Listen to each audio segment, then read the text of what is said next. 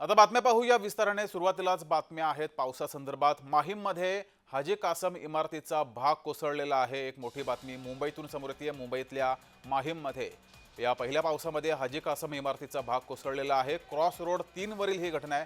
दुर्घटनेमध्ये कुणीही जखमी किंवा मृत झालं नाही। सुदैवानं कुणीही मृत पावलेलं नाही। इमारतीचं काम सुरू असताना काही लोक या ठिकाणी राहत होते आणि याच वेळेस हा भाग कोसळलाय।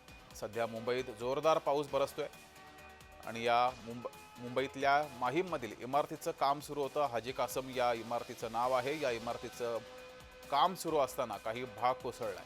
सुदैवानं कोणतीही दुर्घटना घडली नाहीये। कुणीही जखमी अथवा मृत झालं नाहीये। अधिक माहिती घेऊया। आपले प्रतिनिधी महेंद्र जोईल आपल्या सोबत जोडलेले आहेत। महेंद्र, जगदीश, फार पुराणी इमारत होती आणि ही 4 माळ्याची इमारत असल्याचं सांगितलं जात आहे। मात्र ही धोकादायकही होती।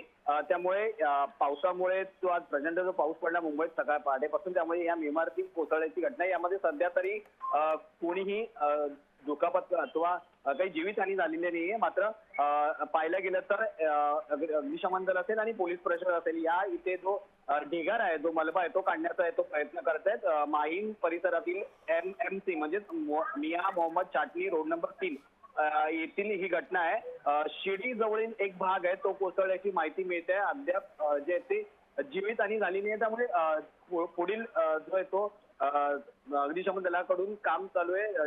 ते जर काही तशी घटना असेल तर ती आपल्याला कळवण्यात येईल, असं जे ते पोलीस प्रशासनाकडून सांगण्यात येत आहे। जगदीश, धन्यवाद महेंद्र दिलेल्या माहितीबद्दल।